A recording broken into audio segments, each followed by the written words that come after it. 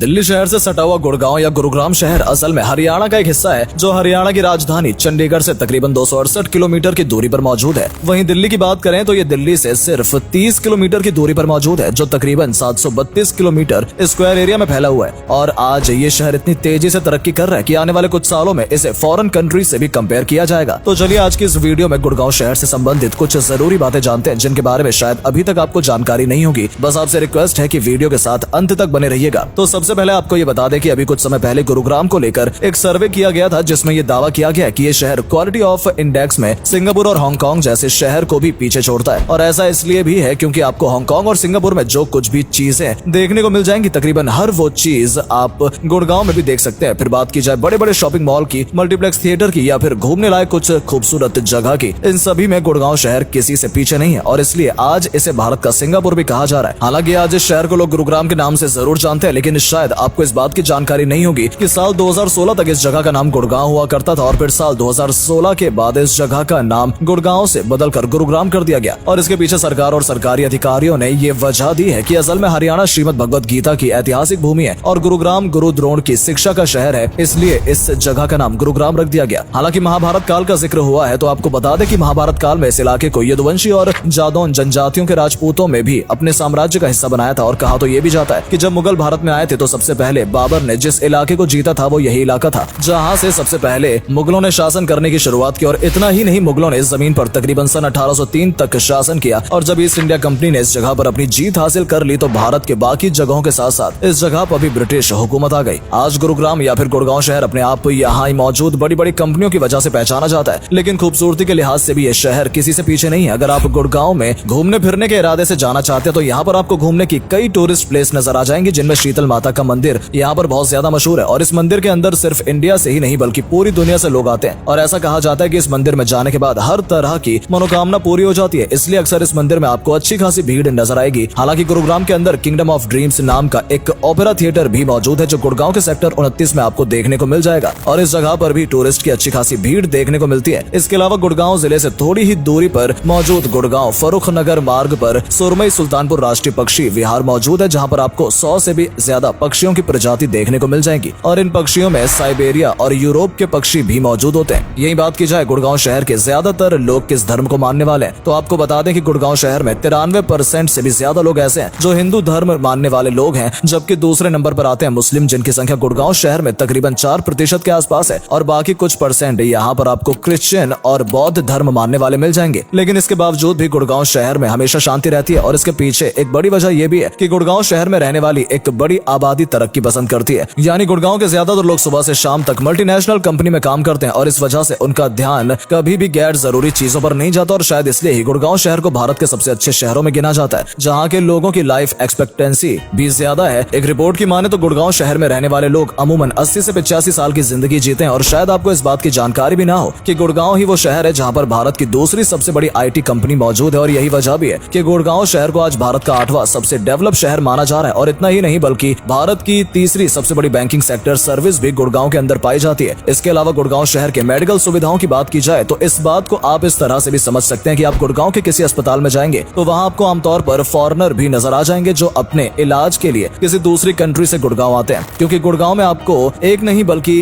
कई world class hospital देखने को मिल जाएंगे और फॉरेनर का ये मानना है कि उनकी कंट्री के मुकाबले गुड़गांव में उनका इलाज थोड़ा सस्ता हो जाता है और यहाँ की फैसिलिटी भी काफी बेहतर है। इससे आप काफी हद तक समझ पा रहे होंगे कि गुड़गांव आज कितनी तेजी से तरक्की कर रहा है। और सबसे हैरानी की बात तो ये है कि बेंगलोर के बाद गुड़गांव शहर को स्टार्टअप का घर माना जा रहा है, जहां पर बीते कुछ सालों में 1000 से भी ज्यादा स्टार्टअप हुए हैं। इसमें अब आप समझ गए होंगे कि गुड़गांव के लोग कितने ज्यादा तरक्की पसंद है और यही वजह भी है कि हरियाणा राज्य साल भर में जितनी भी इन्वेस्टमेंट करता है उसका 70% सिर्फ गुड़गांव के लिए होता है। हालांकि बहुत कम लोग इस बात को जानते होंगे कि इस शहर की तरक्की की शुरुआत साल 1970 में ही हो गई थी, जब मारुति सुजुकी ने गुड़गांव में अपना मैन्युफैक्चरिंग प्लांट शुरू किया था। इसके बाद यहाँ के लोगों को रोजगार मिलना शुरू हुआ और सिर्फ गुड़गांव के लोग ही नहीं बल्कि आसपास के शहरों में भी लोग यहाँ पर आने लगे और उसके बाद यहाँ पर छोटी छोटी इंडस्ट्री बसनी शुरू हुई और बहुत कम वक्त में ही इस शहर में बिजली, पानी, रोड इंफ्रास्ट्रक्चर जैसी सभी सुविधा अपने लोगों को देने शुरू कर दी। और जो थोड़ी बहुत कसर बाकी रह गई थी वो तो तब पूरी हो गई जब इस शहर में DLF कंपनी आ गई। तब से ही इस जगह पर बड़ी बड़ी इंडस्ट्री बसने लगी और गुड़गांव तेजी से तरक्की करने लग गया। हालांकि ये बात भी सच है कि गुड़गांव में आपको ज्यादातर बड़ी बड़ी बिल्डिंग देखने को मिल जाएंगी जहां पर ज्यादातर लोग अपार्टमेंट के हिसाब से रहते हैं, लेकिन इसका मतलब ये बिल्कुल नहीं है कि गुड़गांव में सिर्फ बड़ी बड़ी इंडस्ट्री और सिर्फ सिर्फ बड़े बड़े घर ही हैं, बल्कि गुड़गांव में आपको प्राकृतिक सुंदरता भी देखने को मिल जाएगी। बात करें गुड़गांव के लेजर वैली पार्क की, तो यह तकरीबन 36 एकड़ की जमीन पर फैला हुआ है। इसके अलावा इस शहर में आपको सुभाष चंद्र पार्क और नवीशा पार्क भी देखने को मिल जाएंगे, जहाँ पर अक्सर गुड़गांव के लोग मॉर्निंग वॉक के लिए जाते हैं। तो कम वर्ड्स में कहें तो गुड़गांव आज के वक्त में एक ऐसा शहर बन गया है जिसके पास हर तरह की सुविधा मौजूद है। और अगर आप गुड़गांव सिर्फ घूमने के इरादे से भी जाना चाहते हैं तो इस मामले में भी गुड़गांव शहर आपको निराश नहीं करेगा। तो फिलहाल इस वीडियो में सिर्फ इतना ही। हम उम्मीद करते हैं कि इस वीडियो के जरिए आप गुड़गांव या फिर गुरुग्राम के बारे में काफी डिटेल में समझ पाए होंगे, और साथ ही अब आप ये समझ गए होंगे कि गुड़गांव आखिर इतनी तेजी से तरक्की क्यों कर रहा है और इसके पीछे की असली वजह क्या है। तो अगर आपको पसंद आई हो वीडियो तो इसे अपने दोस्तों के साथ भी जरूर शेयर करें ताकि उन तक भी ये जानकारी पहुंच सके। और अगर आपने हमारी इस वीडियो को फेसबुक पर देखा तो हमारे फेसबुक पेज को भी जरूर फॉलो कर लें, ताकि जब भी हम आपके लिए इस तरह की इंटरेस्टिंग वीडियो लेकर आए तो वो भी आप तक पहुंचे। साथ ही जाने से पहले आपको हमें कमेंट सेक्शन में ये जरूर बताना है कि आप में से कितने लोग पहले गुड़गांव जा चुके हैं और वहां पर आपका एक्सपीरियंस कैसा रहा। धन्यवाद।